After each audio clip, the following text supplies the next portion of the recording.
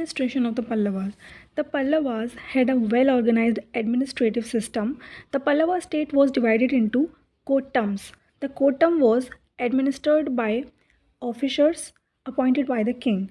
The king was at the center of administration, in which he was assisted by able ministers. He was the fountain of justice. He maintained a well organized, well trained army. He provided land grants to the temples known as Devdhan and also to the Brahmins known as Brahmadev.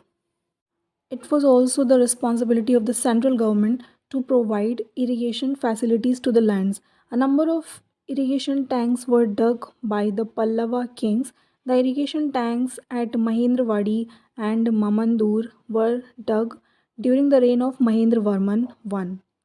Detailed information on the tax system could also be traced from the Pallava inscriptions. Land tax was the primary source of the government revenue. The Brahmade and Devdan lands were exempted from tax. Traders and artisans, such as carpenters, goldsmiths, washermen, oil pressers, and weavers, paid taxes to the government. The Pallava inscriptions throw much light on the village assemblies called sabhas and their committees. They maintained records of all village lands, looked after local affairs, and managed temples. Let's move on to the society under the Pallavas. The Tamil society witnessed a great change during the Pallava period. The caste system became rigid. The Brahmins occupied a high place in the society. They were given land grants by the kings and nobles. They were also given the responsibility of looking after the temples. The Pallava period also witnessed the rise of Saivism and Vaishnavism, and also the decline of Buddhism and Jainism. The Shaiva Nayanmars and Vaishnava Alvars contributed to the growth of Saivism and Vaishnavism. This is known as the Bhakti movement. They composed their hymns in the Tamil language. These hymns revealed the importance of devotion or bhakti. The construction of temples by Pallava kings paved the way for the spread of these two religions. Education and literature. The Pallavas were great patrons of learning. Their capital Kanchi was an ancient center of learning. The Ghatika at Kanchi was popular and it attracted students from all parts of India and abroad. The founder of Kadamba dynasty, Mayur Sharman, studied Vedas at Kanchi. Ding Nag, a Buddhist writer, came to study at Kanchi. Dharmpal, who later became the head of the Nalanda University, belonged to Kanchi. Bharavi, the great Sanskrit scholar, lived in the time of Simha Vishnu.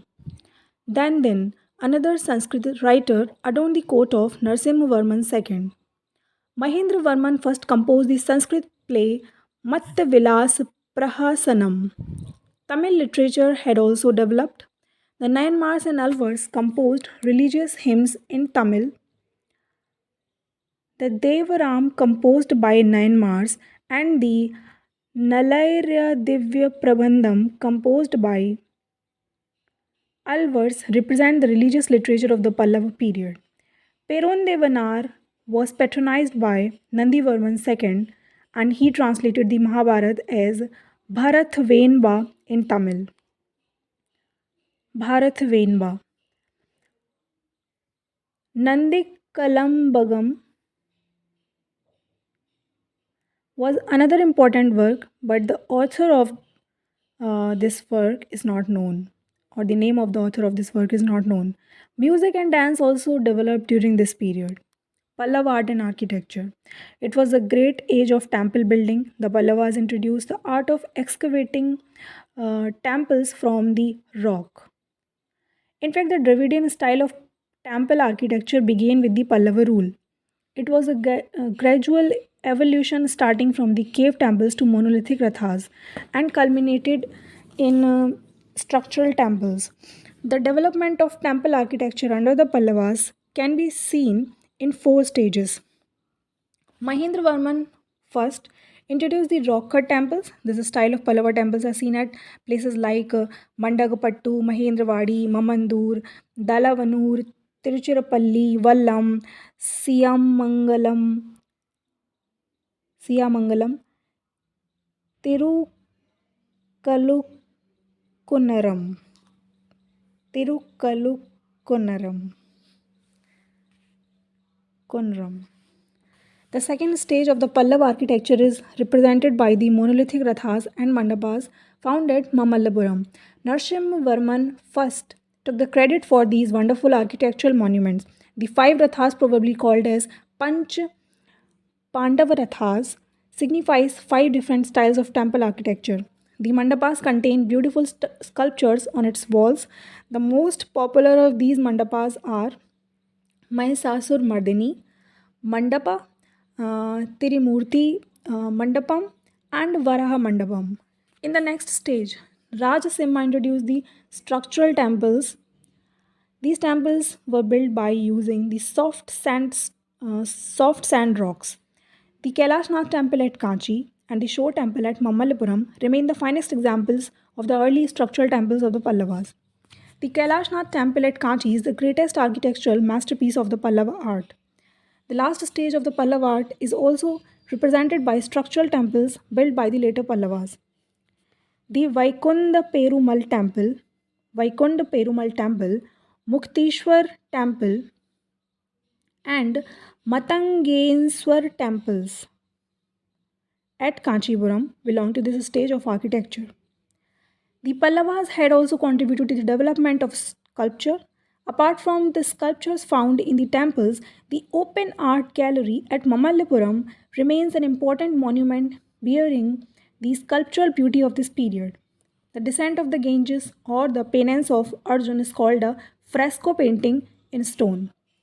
The minute details, as well as the theme of these sculptures, such as the figures of lice picking monkey, elephants of huge size, and figure of the ascetic cat standing erect, remain the proof for the talent of the sculptor.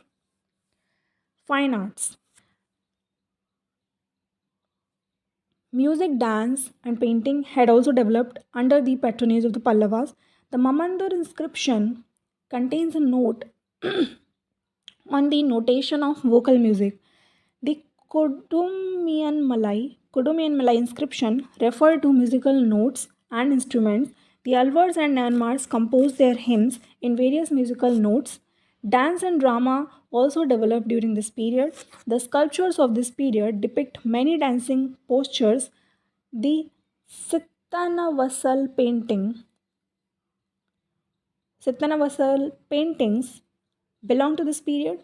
The commentary called Dakshin Chitra was compiled during the reign of Mahendravarman, who had the title Chitrakarapuli. Chitrakarapuli.